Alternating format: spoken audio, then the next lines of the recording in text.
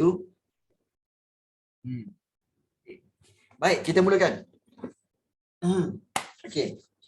Baik, soalan-soalan kertas peperiksaan akhir tahun, sejarah tingkatan 3, kebiasaannya akan disusun mengikut bab. Dan soalan kebiasaannya mungkin 20 soalan, ataupun kalau cikgu kamu kata tidak ada soalan struktur atau tak ada soalan esei, tak ada bahagian B, tak ada bahagian C, maka dia akan berikan total kebiasaannya antara 35 hingga 40 soalan objektif. Baik. Dan soalan biasanya bermula dengan soalan bab 1. Okey, contohnya macam ni Soalan nombor 1, negara kita mengamalkan sistem pemerintahan beraja yang diwarisi daripada mana? Ini kalau soalan ni kalau kamu jawab salah ni memang masalah betul lah. Sebenarnya sistem pemerintahan beraja memang kita warisi daripada Kesultanan, iaitu daripada Kesultanan Melayu Melaka. Memang Kesultanan Melayu Melaka. Okey. So nombor 1, memang pemerintahan beraja diwarisi daripada Kesultanan Melayu Melaka. Kemudian barulah dibawa ke Johor dan sebagainya. Orang handsome dia jawab betul. Baik. Baik. Okey, soalan yang kedua. Baik, apakah peranan ketua kampung iaitu penghulu atau penggawah dalam sistem pemerintahan masyarakat Melayu? Ingat, kalau katakan ketua kampung, dia akan bawah dia siapa? Ketua kampung bawah dia adalah rakyat. Ketua kampung, bawah ketua kampung adalah rakyat. Di atas ketua kampung ada pembesar. Ada pembesar dan barulah sultan. So ketua kampung ni maknanya jawatan yang paling rendah, sebelum ke rakyat. Jadi apakah tugas dia? Apakah peranan ketua kampung ini? Iaitu penghulu ini. Jadi tugasnya adalah iaitu menyampaikan arahan raja. Maksudnya di sini, bila raja bertitah, raja akan bertitah kepada pembesar sampai kepada ketua kampung. Ketua kampunglah yang akan sebarkannya kepada rakyat. Jadi, tugas ketua kampung apa? Iaitu menyampaikan arahan raja. Take note benda tu So, soalan ini macam ni selalu keluar. Jadi, take note bahawa peranan ketua kampung ialah menyampaikan arahan raja. So, bukan menyelesaikan pertikaian tanah, bukan mengetuai upacara keagamaan, dan bukan memimpin upacara rasmi. Bukan. Adakah, cikgu, adakah exam untuk melayakkan seseorang itu untuk menjadi pembesar? Okey, untuk sistem Melayu, untuk sistem pemerintahan Melayu, kebiasaannya menjadi pembesar ni adalah keturunan. Contoh kalau bapa dia bendahara, maka anak dia biasanya akan naik menjadi bendahara juga. Kalau bapa dia temenggung, biasanya anak dia akan naik menjadi temenggung. Kalau katakan bapa dia penghulu bendahari, maka anak dia kebiasaannya akan menjadi penghulu bendahari. Dia ikut keturunan, kebiasaannya. Unless kalau katakan kamu membuktikan kepahlawanan kamu, membuktikan kebakaran kamu, maka baru dinaikkan pangkat. Contoh, Laksmana Hang Tuah. Ya, anak lelaki. Betul, anak lelaki. Betul, Amira, anak lelaki. Contoh macam Laksmana Hang Tuah. Hang Tuah sebenarnya adalah kita kata sebagai rakyat biasa sebenarnya. Tetapi apabila Hang Tuah berlima bersaudara berjaya menyelamatkan bendahara, maka dinaikkan pangkat menjadi Hulu Balang Melaka. Daripada Hulu Balang Melaka, oleh kerana dia punya bakti dan jasa dia yang bagus, maka Sultan naikkan dia menjadi Laksamana. So ini kita kata sebagai peningkatan pangkat kerana apa? Kerana sumbangan yang telah diberi. So boleh jadi juga dalam kerajaan sistem beraja, sistem Kesultanan Melayu. Memang macam tu. Kalau tidak dia berasaskan keturunan. Right. Baik, soalan yang 2 kita dah jawab iaitu menyampaikan arahan raja. Soalan yang ketiga. Susun lapis berikut diamalkan oleh masyarakat Negeri Sembilan. Apakah corak pentadbiran masyarakat di negeri 9 tersebut? Okey. Ada yang kata teokrasi, ada yang kata birokrasi, ada yang kata autokrasi atau demokrasi. Jawapan sebenarnya adalah jawapan sebenarnya adalah demokrasi. Kenapa demokrasi? Baik, kena tahu anak buah yang bawah tu mereka beramai-ramai akan memilih, akan mengundi beberapa orang untuk jadi buapak. Buapak pula beramai-ramai mengundi untuk memilih lembaga. Lembaga pula beramai-ramai memilih 4 orang undang. Dan 4 orang undang itu mereka akan memilih, mengundi untuk memilih salah seorang menjadi yang tuan besar. Bermakna sistem pemilihan itu daripada bawah naik ke atas, pemilihan pemimpin itu dipanggil demokrasi. Boleh faham boleh faham Jadi itu adalah demokrasi. Baik, apa perbezaan demokrasi dan hierarki? Baik, demokrasi adalah sistem. Hierarki adalah bentuk level. Bentuk level. Maknanya macam ni kan, anak buah, buapak, lembaga, undang, yang tuan besar. So itu adalah hierarki. Tapi bagaimana diletakkan hierarki itu? Maknanya macam mana dia pilih untuk orang letak kat atas tu? Cara dia pilih demokrasi. Cara dia pilih demokrasi. Hierarki ialah tingkat level jawatan-jawatan tu. Itu dipanggil hierarki. Nampak tak? Perbezaan dia. Ya, betul. Dalam sistem pemerintahan tanah Melayu, hanya negeri 9 sahajalah yang full demokrasi. Negeri-negeri lain masih menggunakan adat Temenggung, which is raja yang akan memilih pembesar. Raja pilih pembesar, raja yang akan lantik pembesar. Tetapi kalau dalam Negeri Sembilan, hanya dia saja yang demokrasi, pemilihan daripada bawah sampai ke atas. Jadi itu perbezaan dia. Okey. Sistem adat pepatih dan adat Temenggung. Ya, adat Temenggung. Okey. Baik. So, itu soalan yang ketiga. Ini diambil daripada bab 1 tingkatan 3 bab 1 tingkatan 3. Baik. Seterusnya soalan nombor 4. Raja berikut menunjukkan sistem timbangan yang digunakan oleh masyarakat Melayu. Sistem timbangan tersebut diambil dari sistem timbangan. Kalau ada tahil, kalau ada kati, itu adalah pedagang dari China. Ingat pedagang dari China. Kalau pedagang daripada India, dia akan menggunakan mayam. Kemudian saga, bungkal. Itu untuk menimbang emas. Dan sistem ini diambil daripada pedagang India. But then untuk tahil dan kati ini adalah sistem timbangan diambil daripada pedagang China. Boleh faham? Boleh faham perbezaan dia? Kalau cupak, gantang, itu adalah sistem timbangan yang diambil daripada orang Melayu sendiri. Cupak dan gantang orang Melayu. Pedagang Melayu. So, itu perbezaan sistem timbangan. Baik, itu soalan yang keempat. Baik, cikgu, adakah calon YDPA perlu mempunyai syarat-syarat untuk melayakkan diri menjadi YDPA? Tidak. Yang di Pertuan Agong sebenarnya dipilih berasaskan kepada sistem giliran. Giliran 9 orang sultan.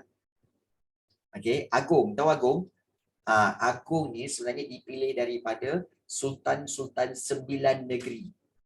9 negeri di Malaysia ada sultan. So mereka bergilir-gilir, seorang pegang 5 tahun. 5 tahun, habis 5 tahun ganti yang selepas dia. Habis 5 tahun ganti selepas dia. So siapakah mereka ini? Mereka ini adalah sultan-sultan bagi negeri masing-masing. So itu je dia punya syarat-syarat. Jadi Perlis tak ada lah cikgu, Perlis tak ada.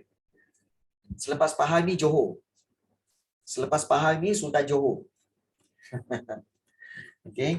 Selepas Pahang ni akan naik, Sultan Pahang akan turun, dan maka Sultan Johor akan naik menjadi Yang di-Pertuan Agong.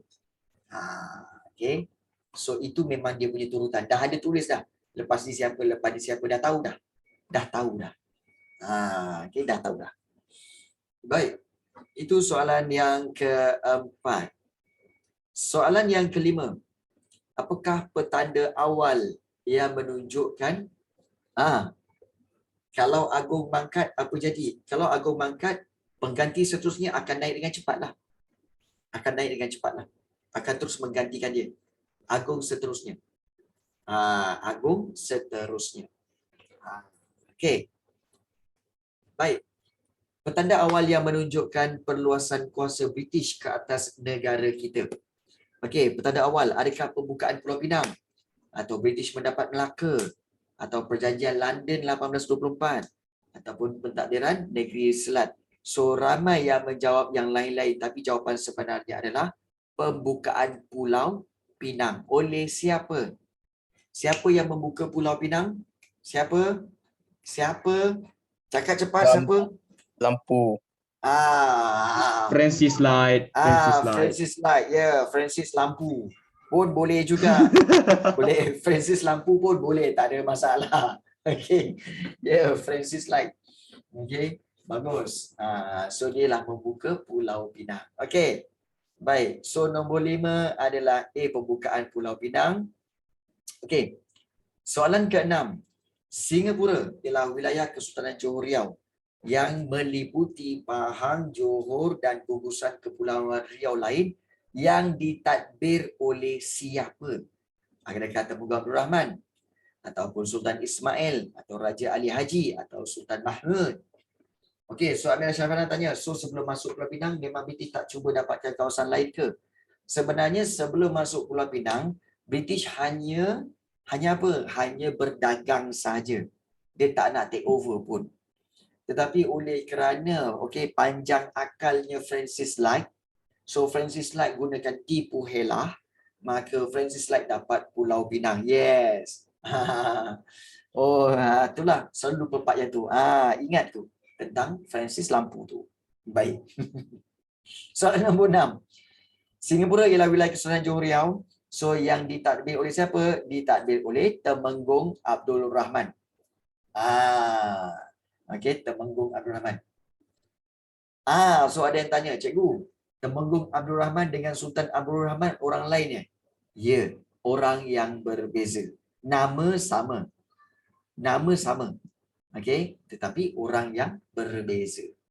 Take note benda tu ya. Okey. Baik. Cikgu. Saya soalan. So selepas Sultan Abdul Rahman mangkat ke cikgu, Sultan Hussein ditabahkan menjadi Sultan Johor ke cikgu? Okey. Adakah Sultan Abdul Rahman mempunyai waris? Okey. Mempunyai waris. Okey. Sebenarnya bukan begitu berlakunya sebenarnya. Sebenarnya korang tak faham ni sebenarnya. Sebenarnya Sultan sewaktu Sultan Husin dilantik menjadi sultan tu, waktu itu dah memang ada sultan, iaitu Sultan Abdul Rahman. Adik dia iaitu Tengku Abdul Rahman dan juga Tengku Husin, betul? Jadi kedua-dua itu pada waktu itu Johor memiliki 2 orang sultan, iaitu Sultan Abdul Rahman dan juga Sultan Sultan Husin. But then Sultan Husin lama kelamaan kuasanya telah diketepikan dan lama kelamaan dia kehilangan kuasa ke atas Singapura. So yang meneruskan pemerintahan still lagi Sultan Abdul Rahman, iaitu adik dia. Dan semua. Tapi tak termasuk Singapura sebab Singapura telah di take over oleh Stamford Raffles dan juga British. Yang lain semua telah diambil alih oleh Sultan Abdul Rahman. Itu yang berlaku. Sebab Sultan Husin kehilangan kuasa, itulah bodoh kan? Sorry. Itulah tak pandai sangat. Temenggung tu siapa? Temenggung itulah yang mula-mula buat perjanjian dengan Stamford Raffles. supaya Stamford Raffles boleh membuka penempatan di Singapura. Singapura dulu kepunyaan Johor. Singapura dulu kepunyaan Johor. Jadi Johor pada waktu itu pada awalnya diperintah oleh Sultan Mahmud. Sultan Mahmud ada 2 orang anak. Sultan Hussein, Tengku Hussein dan juga Tengku Abdul Rahman. Tetapi Tengku Hussein tak dapat balik semasa Sultan Mahmud tu meninggal dunia. Maka Sultan Abdul Rahman, Tengku Abdul Rahman naik menjadi Sultan Abdul Rahman.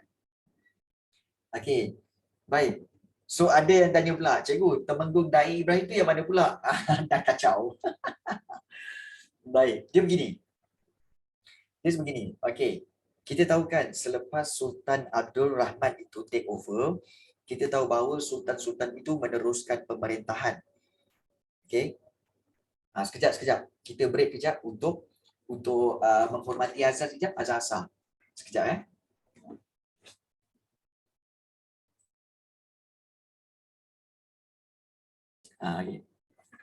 Okey. Soalan ke-8. Okey.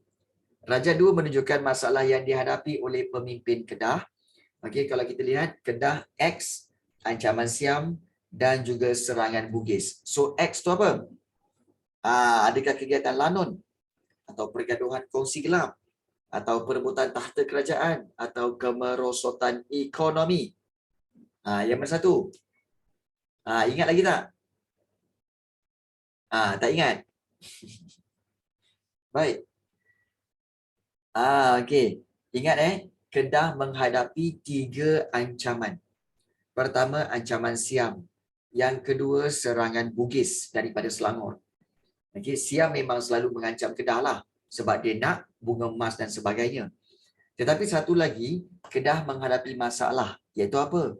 Perebutan tahta. Perebutan tahta antara siapa? Iaitu antara kerana apa? Kerana kalau kita lihat Maharat ataupun Sultan sebelum itu iaitu Sultan Muhammad Jiwa. Tengok benda ni Sultan Muhammad Jiwa telah melantik Raja Abdullah ataupun Tengku Abdullah sebagai penggantinya. Padahal kerabat-kerabat diraja tak setuju. Kerana Tengku Abdullah itu bukan anak Gahara. Iaitu bukan anak daripada permaisuri. Jadi sebab itu kerabat-kerabat diraja tak setuju. Di sini yang dikatakan sebagai masalah perebutan tahta kerajaan. Okey. So nombor 8 adalah C, perebutan tahta kerajaan. Okey. Okey, baik. Macam mana Tunku Abdullah last kali jadi sultan walaupun ditentang oleh Bugis? Yes, walaupun ditentang oleh Bugis, tetapi oleh kerana sultan sendiri, Sultan Muhammad Jiwa sendiri dah announce bahawa pengganti better adalah Tunku Abdullah. Maka walaupun ditentang sekalipun, Tunku Abdullah tetap menjadi sultan. Dan serangan Bugis ini berjaya dikalahkan oleh tentera-tentera Kedah. Tentera Kedah berjaya ditentang, maka Tengku Abdullah tetap naik menjadi Sultan Abdullah. Boleh pula tentang sultan. Zaman dulu kan, macam itulah kan. Tak puas hati, tapi dalam diam-diam terpaksalah menerimanya. Terpaksa menerima jugalah. Tengku Abdullah sebagai Sultan Abdullah. Baik. Itu soalan yang ke-8. Bagus Amira Roslan. 8C, 9. Okey. Bagaimanakah SHTI menguasai Pulau Pinang pada tahun 1786? Adakah melalui tipu muslihat atau melantik pemerintah baru atau memonopoli hasil bumi atau menghantar penasihat? Kita tahu SHTI dapat menguasai Pulau Pinang melalui tipu helah. So jawapannya adalah tipu helah. Iaitu tipu helah yang dilakukan oleh Francis Light terhadap Sultan Abdullah. Okey. Baik, itu soalan nombor 9. Baik, seterusnya kita lihat soalan nombor 10. Francis Lampu. Berikut adalah gambaran pelukis yang menunjukkan Stamford Raffles dan Temenggung Abdul Rahman menandatangani perjanjian pada bulan Januari 1819. Apakah kesan perjanjian tersebut? Okey. Bila buat perjanjian ini antara Stafford Raffles dengan Temenggung Abdul Rahman, maka kesannya adalah pertapakan pengaruh British, di mana British berjaya bertapak di Singapura. Ingat Stafford Raffles buat perjanjian dengan Temenggung Abdul Rahman untuk supaya Stafford Raffles boleh duduk dan membuka pertempatan di Singapura. Baik. Itu soalan yang ke-10. Soalan yang ke-11. Pada tahun 1831, penghulu Dol Said bangkit menentang British. Apakah faktor yang membawa kepada kebangkitan tersebut? Okey, iaitu kerana apa? Mengekalkan ada resam, mempertahankan kedaulatan, menentang pembinaan balai polis atau memperjuangkan semangat jihad. So ini adalah untuk apa? Untuk mempertahankan kedaulatan, iaitu kedaulatan Nanning. Ingat Dol Said daripada Nanning kan? So dia nak mempertahankan kedaulatan Nanning. So jawapannya adalah B. Baik. Soalan 12. Okey, jadual berikut berkaitan dengan tindak balas dinasti Brooke terhadap kebangkitan Rentap. Mengapakah Rentap sukara ditewaskan? Ini senang je. Okey, iaitu apa? Apa jawapan dia? Iaitu pertahanan yang kukuh. Okey, pertahanan yang kukuh iaitu kubu dia. Okey, kubu di Bukit Saduk. So kalau kubu maknanya dia punya pertahanan yang kukuh lah. So itu kekuatan Rentap. Okey. Baik, so 12 adalah A13. Baik, rajah berikut menunjukkan faktor yang menyebabkan Datuk Maharaja Lela bangkit menentang British. Apakah X? Okey. Iaitu faktor penentangan Mak Datuk Maharaja Lela di mana? Di negeri Perak. So faktor penentangan, kuasa sultan telah diambil alih oleh residen. Hak mengutip cukai diambil alih oleh British. Dan satu lagi apa? Kita tengok pilihan jawapan. Adakah dituduh sebagai lanun? Kalau dituduh sebagai lanun itu Rentap, iaitu Iban. Pertempatan Melayu dihapuskan. Pernah dengar? Tak pernah dengar. Adat resam orang Melayu dicabuli? Mungkin. Atau rumah pembesar dibakar? Tak pernah dengar. So jawapannya apa? Jawapannya adalah adat resam dicabuli. Maksudnya apa? British telah melanggar adat resam orang Melayu. Antaranya menghalang perhambaan, itu satu. Dan yang kedua iaitu telah masuk rumah orang menggunakan slipper. Masuk rumah orang pakai kasut. Tu kurang ajar tu. Kurang ajar. Jadi jawapannya adalah C. Soalan yang ke-14. Kebangkitan Tani di Terengganu dipimpin oleh Haji Abdul Rahman Limbung. Apakah strategi yang digunakan oleh beliau untuk menentang British di Terengganu? Iaitu dengan cara, kita tahu Haji Abdul Rahman menjadi apa yang dikatakan sebagai menjadi lawyer kan. So bila menjadi lawyer bermakna beliau menggunakan sistem perundangan. Maknanya beliau datang sebagai lawyer untuk membela orang-orang kampung yang ditangkap dalam kebangkitan Tani. So itulah yang berlaku. 14 iaitu menggunakan sistem perundangan. Baik. Soalan seterusnya 15.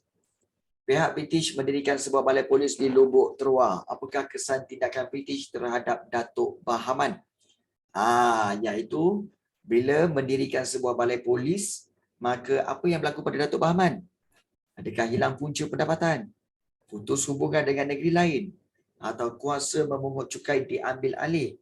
Atau kedudukan sebagai penguasa undang-undang terjejas? So jawapannya jelas. Jawapannya apa? 15. A, B, C, D. Jawapannya adalah D, iaitu kedudukan sebagai penguasa undang-undang terjejas. Kalau dulu semua orang kampung akan refer pada Datuk Bahman kalau ada kes undang-undang. Tapi sekarang ni semua orang kampung pergi report kat balai polis. Jadi ini telah menjejaskan Datuk Bahman sebagai penguasa undang-undang. Baik. Itu soalan 15. Soalan ke-16. Okey, maklumat berikut berkaitan dengan tempat berlakunya kebangkitan tani 1998. Apakah kejayaan yang dicapai oleh pejuang kebangkitan tani pada peringkat awal? Iaitu ada dua.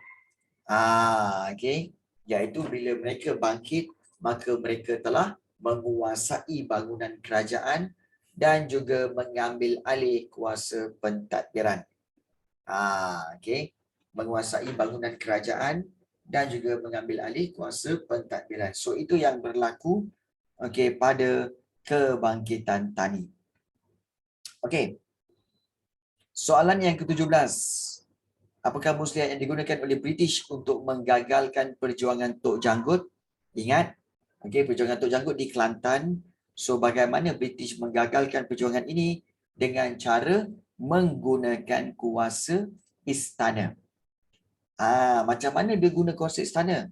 British telah paksa untuk Sultan keluarkan satu titah. Sesiapa yang membantu Tok Janggut dikira derhaka kepada Sultan. Maknanya British telah menggunakan kuasa Sultan itu untuk menggagalkan perjuangan Tok Janggut supaya Tok Janggut tidak mendapat sebarang bantuan ataupun sebarang sokongan. Jadi 17 adalah B, menggunakan kuasa istana. Okey. Baik, soalan 18. Mengapakah penentangan masyarakat tempatan menemui kegagalan? Okey, selalunya dia menemui kegagalan kerana bilangan bilangan masyarakat tempatan yang terlibat adalah kecil dan juga kelemahan teknologi. Okey, teknologi. So itu yang kita lihat. Okey, kelemahan teknologi. Okey, so ada dua jawapan kat situ. Soalan 19. Bukankah bersifat setempat? Bersifat setempat sebenarnya bukanlah punca kepada kegagalan. Tetapi punca kepada kita kata penyebaran penentangan itu secara bersama. So bersifat setempat itu hanyalah sifat. Tapi dia bukan punca kepada kegagalan. Kegagalan kerana bilangan yang kecil dan kelemahan teknologi. Tapi tak apa. Ramai yang cakap akan bersifat setempat. Penentangan bersifat setempat. Okey, memang betul pun. Cikgu pun cakap penentangan bersifat setempat. Tapi skema jawapan ni, kata bilangan kecil. Cikgu pun meraguinya daripada tadi lagi. Kenapa bilangan kecil? Kenapa tak kata bersifat setempat? Kan? Okey. So, yang mana satu? Adakah bilangan kecil atau bersifat setempat? Saja nak bagi. Bilangan kecil pun ia juga kan?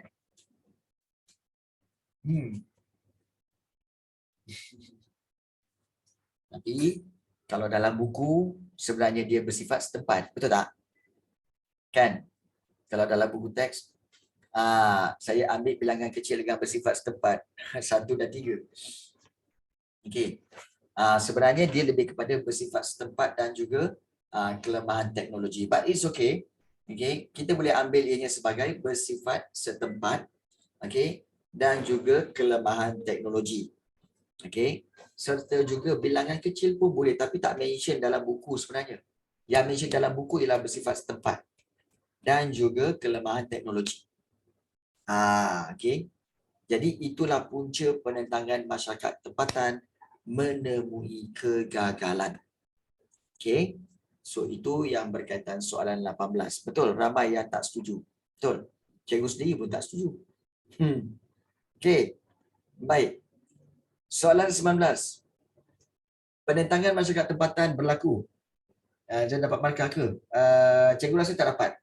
Kalau dalam exam keluar soalan tadi, sila pilih bersifat setempat. Sebab bersifat setempat ada dimensionkan dalam buku teks. So kita ada reason yang kukuh. Kenapa kita memilih jawapan itu. Okey, Mira. Okey.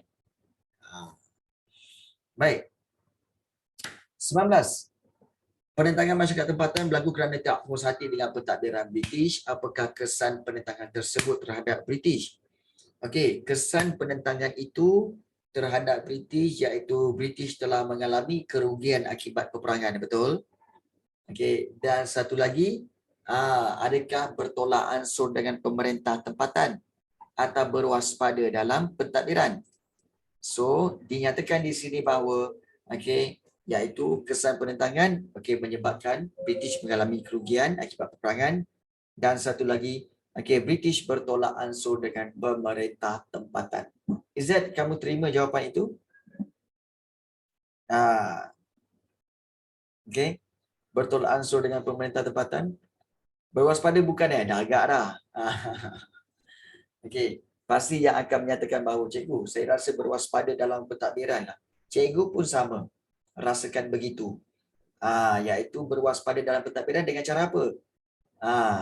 Sebab British, perasan tak? British selepas itu British telah memilih pegawai-pegawai yang pertama, pegawai yang akan menghormati adat istiadat orang Melayu. Itu yang pertama. Yang kedua, iaitu dia akan memilih pegawai yang boleh berbahasa Melayu dan menulis tulisan Jawi. Maknanya apa?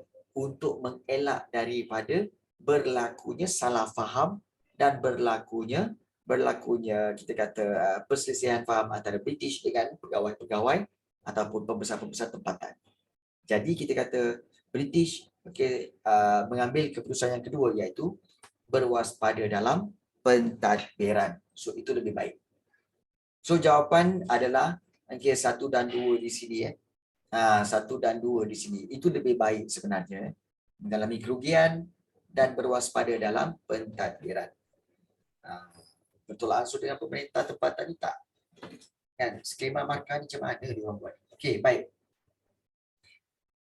Alright, soalan 20. Tokoh-tokoh berikut telah bangkit untuk menentang pentadbiran British di kawasan masing-masing. Apakah kesan perjuangan mereka kepada masyarakat tempatan? Okey, perjuangan Datuk Bahaman, Rentap, Mat Saleh. Apakah kesan perjuangan mereka? Iaitu menjadi inspirasi pejuang bangsa. Menjadi inspirasi pejuang bangsa. So bukan ni yang ini jawapannya adalah yang ini, menjadi inspirasi pejuang bangsa. Baik, 21. Maklumat berikut berkaitan sistem kesukuan di Sabah. Apakah peranan pemimpin tersebut? Bagi masyarakat Bajau di pantai timur Sabah, pemimpin mereka dikenali sebagai Matoa. Apakah tugas Matoa? Matoa sebenarnya adalah menjadi pelindung adat. Ingat Matoa menjadi pelindung adat, especially kepada para pelajar yang nak exam. Ingat, Matoa menjadi pelindung adat. Baik. Kemudian 22. Bagaimanakah kuasa golongan datu di Sabah ditentukan? Kuasa datu di Sabah ditentukan dengan kemampuan menghantar ufti. Lagi banyak ufti yang diberi, maka lagi besarlah kuasa golongan datu itu. So itu berdasarkan kemampuan menghantar ufti. Ufti itu maknanya bayaran yuran lah. Yuran perlindungan kepada sultan. So itu adalah kuasa golongan datu. 23. Kenapa Sultan Brunei menghantar Pangeran Indra Mahkota ke Sarawak sebagai pembesar Brunei? Sultan Brunei menghantar Pangeran Indra Mahkota ke Sarawak untuk apa? Untuk menguasai ekonomi. Iaitu untuk menguasai ekonomi di Sarawak. So jawapannya adalah C. 24. Bagaimana James Brooke mendapat kuasa pemerintahan di Sarawak? Iaitu dengan cara ketenteraan dah tentulah. Dan juga rundingan. Ketenteraan dan rundingan. Inilah dua cara yang telah menyebabkan James Brooke mendapat kuasa pemerintahan di Sarawak. Baik, 25.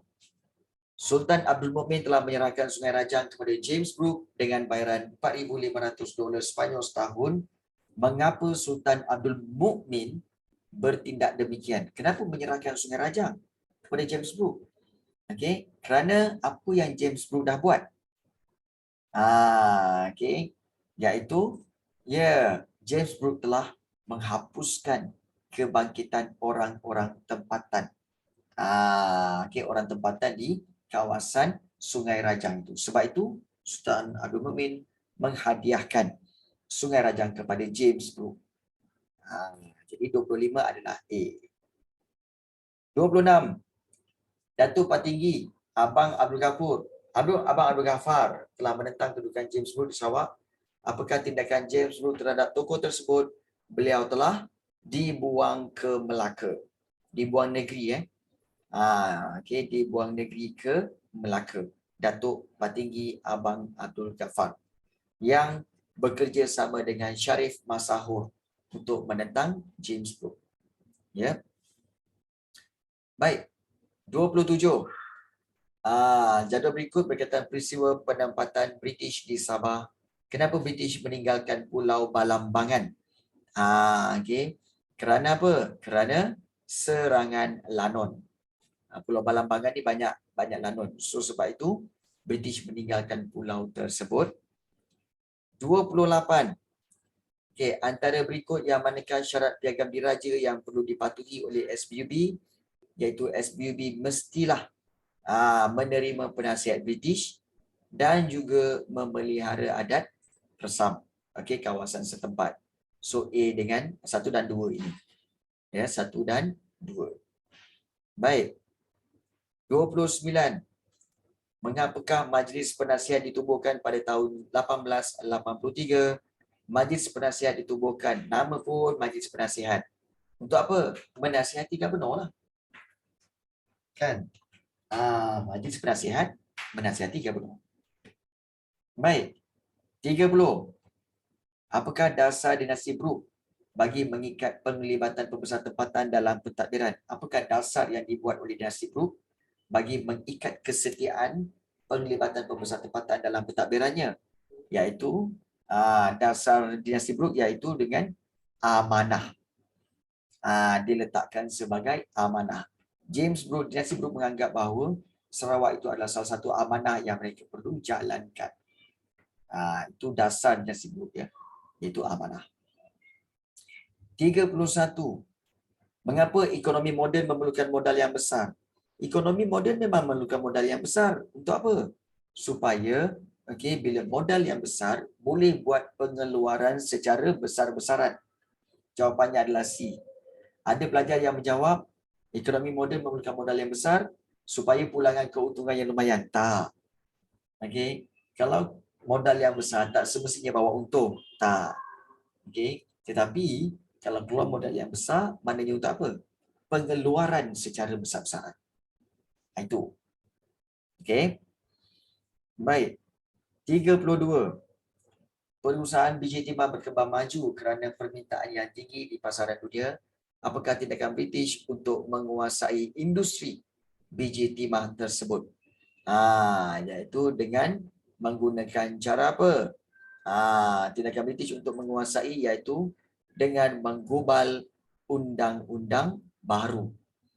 Iaitu membuat undang-undang baru, iaitu berkaitan dengan undang-undang tanah.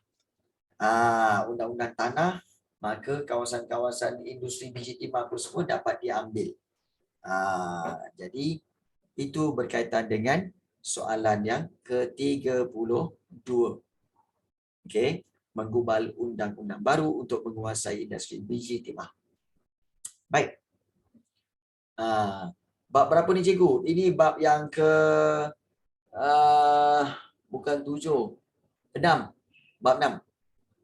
Bab 6. Kesan kesan kedatangan barat ke atas tanah Melayu, terhadap tanah Melayu, dari sudut kegiatan ekonomi dan sosial.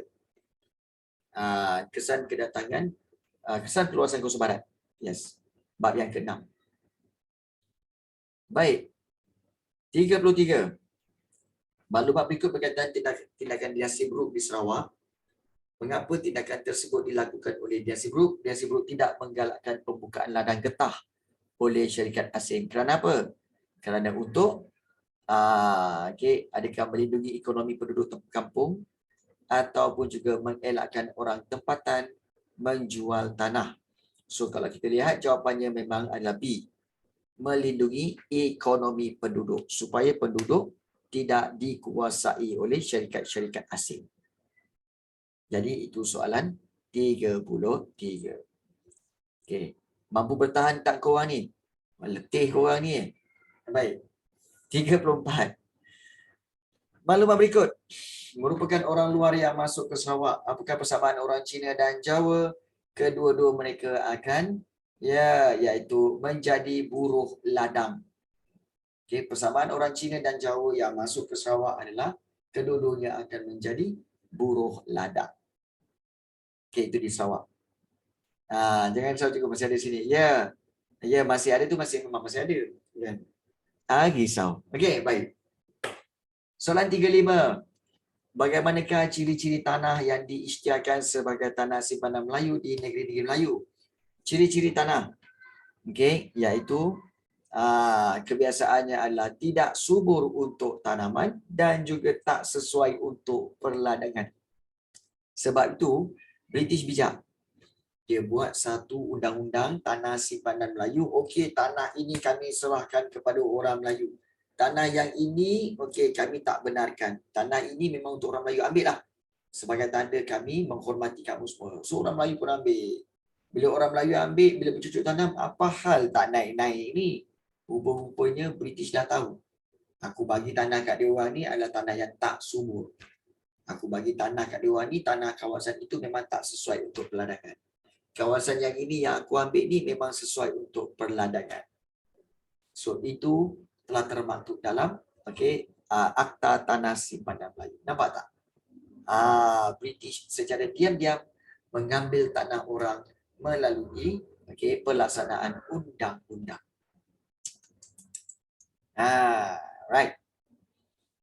Dan soalan seterusnya 36.